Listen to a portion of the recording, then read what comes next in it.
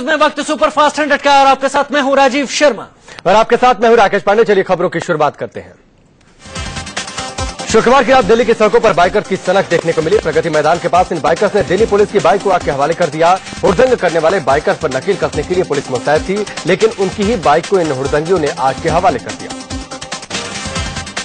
शब बारात के मौके पर बाइकर्स का हुड़दंग रोकने के लिए रात में दिल्ली पुलिस ने जगह जगह बैरिकेडिंग कर रखी थी। बावजूद इसके हुड़दंगी अपनी कारस्तानी से बाज नहीं आए और सबसे पहले उन्होंने पुलिस की बाइक को ही आग लगा दी। पुलिस वाले बाइक में लगी आग बुझाने में लगे रहे। दिल्ली के उस्मानपुर में भी शब बारात के मौके पर बाइकर्स ने जमकर हुड़दंग मचाया। सड़कों पर निकले ये बाइकर्स बेखौफ होकर हुड़दंग को अंजाम देते रहे। एक एक बाइक पर तीन लड़के सवार थे, एक बाइक पर तो 4 लड़के सवार थे। ये सब पुलिस के सामने हो रहा था, चुपचाप तमाशा देख रहे थे।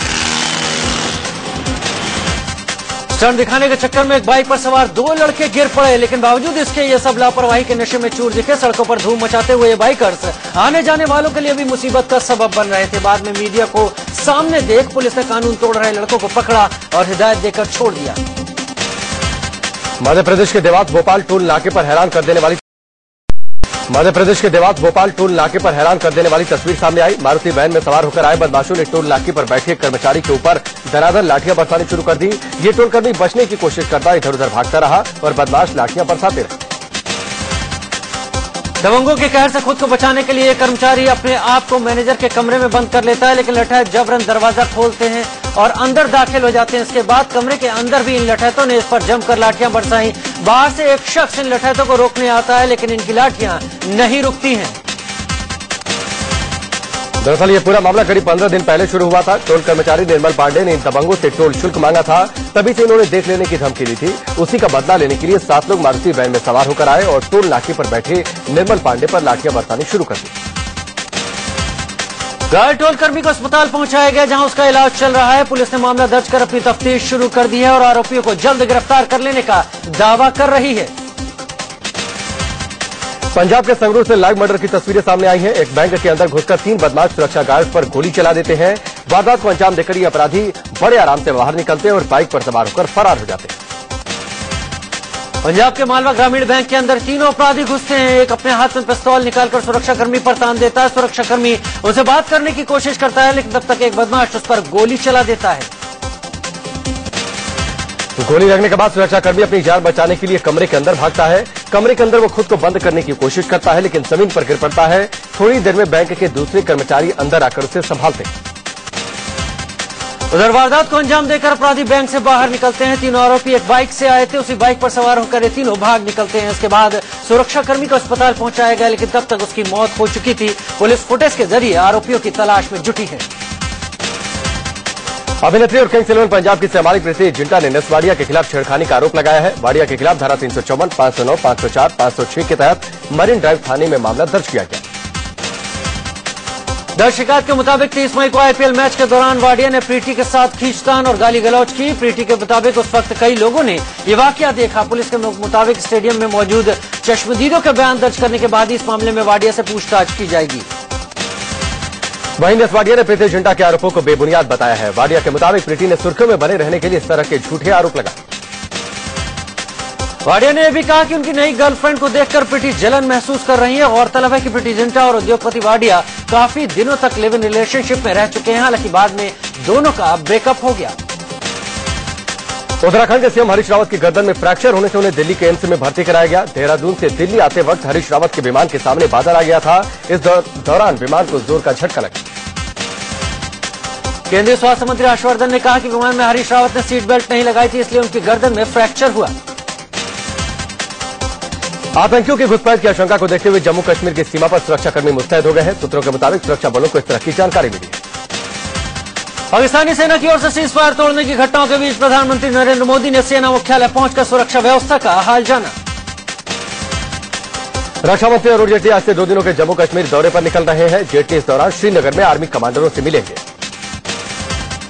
प्रधानमंत्री नरेंद्र मोदी आज गोवा के दौरे पर जाएंगे। मोदी गोवा तट पर अरब सागर में आईएनएस विक्रमादित्य की सवारी करेंगे। प्रधानमंत्री हेलीकॉप्टर से पोत पर आएंगे और नेवी का अभ्यास देखेंगे। 26 मई को पद संभालने के बाद से प्रधानमंत्री का दिल्ली के बाहर का ये पहला दौरा होगा। पीएम मोदी नरेंद्र मोदी आज सेज के मुद्दे पर बैठक करेंगे। इस बैठक में वाणिज्य और वित्त मंत्रालय के अधिकारी शामिल होंगे। स्टेज में लगी इकाइयों का देश के कुल निर्यात में करीब 1/3 योगदान है। उद्योग जगत की शिकायत है कि स्टेज पर मैट और लाभांश वितरण कर यानी डीडीटी लगाने से निवेशकों और योजना के अमल पर असर पड़ता है। आम आदमी पार्टी के नेता अरविंद केजरीवाल अपना सरकारी आवास खाली करने पर राजी हो गए हैं। नए घर को लेकर वो आज या कल तक फैसला ले सकते हैं। गौरतलब है कि विरोधियों के अलावा पार्टी के अंदर से उनके ऊपर सरकारी आवास खाली करने को लेकर दबाव था। केजरीवाल ने इससे पहले अपनी बेटी की परीक्षा का हवाला देते हुए घर खाली करने के लिए मोहलत मांगी थी।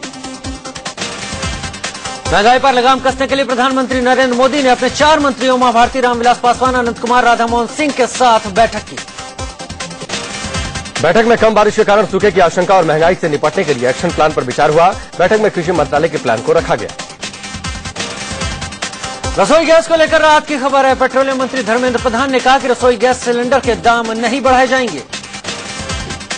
महंगाई से जूझ रहे लोगों को एक और गुड न्यूज मिल सकती है। सूत्रों के मुताबिक मोदी सरकार इनकम टैक्स में छूट का दायरा बढ़ा सकती है और माना जा रहा है कि 5 लाख रुपए तक की आय को टैक्स फ्री किया जा सकता है। सूत्रों के मुताबिक सरकार और वित्त मंत्रालय हेल्थ प्रीमियम, होम लोन में भी टैक्स छूट का दायरा बढ़ाने पर विचार कर रहे हैं। प्रधानमंत्री नरेंद्र मोदी ने पाकिस्तान के प्रधानमंत्री नवाज शरीफ को चिट्ठी लिखकर शपथ ग्रहण समारोह में आने के लिए उनका शुक्रिया अदा किया है। प्रधानमंत्री मोदी ने नवाज शरीफ को लिखी चिट्ठी में कराची में हुए आतंकवादी हमले की भी निंदा की। प्रधानमंत्री नरेंद्र मोदी 15 जून से भूटान की यात्रा पर रहेंगे। प्रधानमंत्री के साथ विदेश मंत्री सुषमा स्वराज, विदेश सचिव सुजाता सिंह और राष्ट्रीय सुरक्षा सलाहकार अजित डोभाल भी जाएंगे। भूटान की राजधानी पहुंचने पर मोदी मेजबान प्रधानमंत्री शेरिंग तोब्गे से बातचीत करेंगे। एलटीसी घोटाले में सीबीआई ने राज्यसभा के 3 मौजूदा और 3 पूर्व सांसदों के खिलाफ केस दर्ज किया है। इन सभी पर यात्रा भत्ते के लिए फर्जी बिल पेश करने का आरोप है। जिन राज्यसभा सांसदों पर सीबीआई ने केस किया उनमें एमएनएफ के लाल मियांगा लियाना, टीएमसी के डी बंदोपाध्याय, बीएसपी के ब्रजेश पाठक का नाम है। साथ ही राज्यसभा के पूर्व सांसद जेपीएन सिंह, रेणु बाला और महमूद अल मदनी पर भी सीबीआई ने केस दर्ज किया है। एलटीसी घोटाले में केस दर्ज करने के बाद सीबीआई ने राज्यसभा सांसद लाल मियांगा लियाना के घर पर छापा भी मारा। दिल्ली में सीबीआई ने टीएमसी के राज्यसभा सांसद डी बंदोपाध्याय के घर पर भी छापेमारी की। एलटीसी घोटाले के सिलसिले में सीबीआई ने दिल्ली से लेकर ओडिशा तक छापेमारी की। कुल 10 ठिकानों पर सीबीआई ने छापेमारी की। रेप के आरोप में कोर्ट से मिले नोटिस के बाद केंद्रीय मंत्री निहाल चंद मेघवाल ने प्रधानमंत्री नरेंद्र मोदी से मुलाकात कर सफाई पेश की।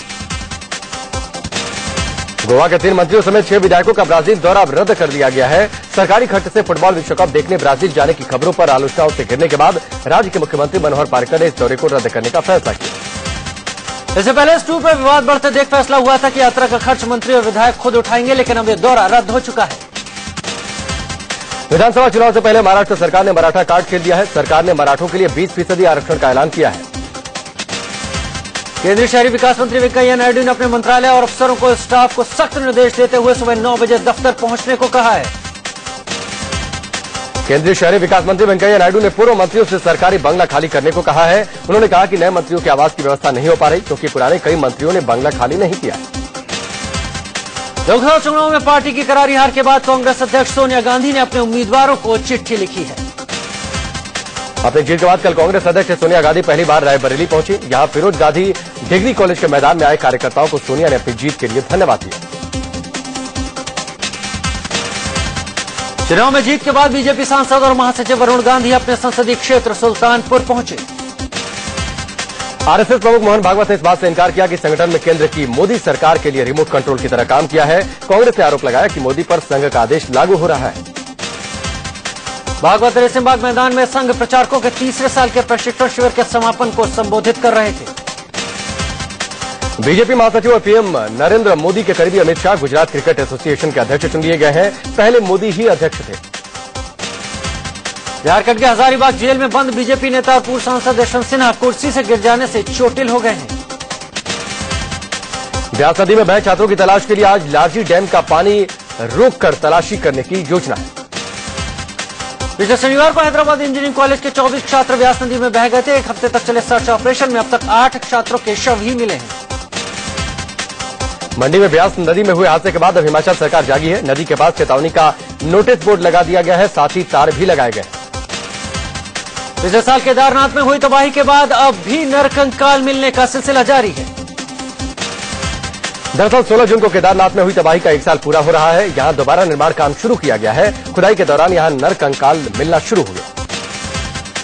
गुरुवार को मुंबई में हैरान करने वाली हाई टाइड आज भी मुंबई वालों के लिए मुसीबत बनी हुई है।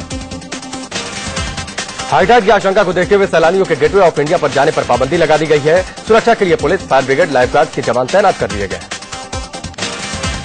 मुंबई में अगले 4 दिन हाई टाइड के लिहाज से खतरनाक माने जा रहे हैं। समुद्र में 4.5 मीटर से भी ऊंची लहरें उठने की चेतावनी जारी की गई है। समुद्र में आए हाई टाइड और ऊंची ऊंची लहरों के चलते शहर में लगातार पानी भर रहा है। सड़कें पानी में डूबी हैं। लोगों को आने जाने में खासी परेशानी उठानी पड़ रही है। मुंबई के Shivaji park, marine drive, Mahim और वर्ली सी फेस समेत कई इलाकों में समुद्र का पानी भर गया है। और चलिए ब्रेक के बाद एक बार फिर से खबरों के सिलसिले की शुरुआत करते हैं। बिहार के समस्तीपुर में दिल दहलाने वाली वारदात सामने आई। यहां 6 दबंगों ने छोटे से विवाद में एक शख्स की सभी उंगलियां काट डाली और उसकी आंखों में तेजाब डाल दिया। बताया जा रहा है कि पीड़ित शख्स आरोपी के घर के बाहर स्कूटर ठीक कर रहा था, जहां किसी बात को लेकर उसका दबंगों से विवाद हो गया। इस विवाद के बाद उसके दोनों हाथों की सारी उंगलियां काट दी गई और आंखों में तेजाब डाल दिया गया। अस्पताल में भर्ती शख्स की हालत नाजुक बनी है। पुलिस ने 6 आरोपियों के खिलाफ एफआईआर दर्ज कर दी है। गुजरात के आनंद जिले में हुए एक सड़क हादसे में 7 लोगों की मौत हो गई, जबकि 11 लोग जख्मी हो गए। यूपी के गाजीपुर में गंगा में हुए नाव हादसे में 15 लोग पानी में बह गए। इनमें से 7 लोगों की मौत हो गई। हादसे के बाद 4 लोगों को बचा लिया गया। यूपी के मुरादाबाद में लोगों ने चोरी के आरोप में एक शख्स को पकड़कर बेरहमी से उसकी पिटाई कर दी। कई लोग आरोपी पर काफी देर तक डंडे बरसाते रहे। यूपी के कन्नौज में पुलिस वालों ने सरेआम बीच सड़क पर 2 लड़कों की जमकर पिटाई की। इन लड़कों का कसूर सिर्फ इतना था कि ये दोनों टेंपो में बैठने को लेकर आपस में उलझ रहे थे। पिटाई से पुलिस वालों का मन नहीं भरा तो दोनों लड़कों को पकड़कर थाने ले जाया गया। यूपी में बिगड़ती कानून व्यवस्था के बीच इस राज्य के विभाजन पर विचार चल रहा है। गृह मंत्रालय का मानना है कि बड़ा राज्य होने की वजह से यहां कानून व्यवस्था को बनाए रखना मुश्किल है। गैंगरेप केस की जांच में जुटी सीबीआई की टीम कल बदायूं पहुंची। इस केस की जांच के लिए सीबीआई ने 20 सदस्यीय टीम बनाई है। यूपी के मुरादाबाद में बीच सड़क गर्भवती महिला को गाड़ी से फेंक दिया गया। महिला की मौके पर ही मौत हो गई। गर्भ में पल रहे बच्चे ने भी दम तोड़ दिया। मामला मुरादाबाद के भोजपुर थाने का है। महिला की उम्र करीब 25 साल बताई जा रही है। आगरा में महिला को झांसा देकर उसके साथ रेप का मामला सामने आया है। गाजियाबाद में रेप की कोशिश के आरोप में दिल्ली पुलिस के एक सिपाही को गिरफ्तार किया गया है। यूपी के बुलंदशहर में 10वीं क्लास की एक छात्रा से रेप में नाकाम रहने पर आरोपी ने उस पर जानलेवा हमला कर दिया। यूपी के अमरावती में रेलवे स्टेशन पर एक मासूम बच्ची से रेप की कोशिश की गई। गाजियाबाद के प्रताप विहार में बिजली संकट को लेकर बीजेपी महिला मोर्चा ने बिजली घर में प्रदर्शन किया। दिल्ली का मौसम लगातार खुशगवार बना हुआ है। आज सुबह भी दिल्ली में एनसीआर में बूंदाबांदी हुई। आज आईएमए यानी भारतीय सैन्य अकादमी की पासिंग आउट परेड होगी। परेड की सलामी नेपाल के आर्मी चीफ जनरल गौरव शमशेर जंग बहादुर राणा ने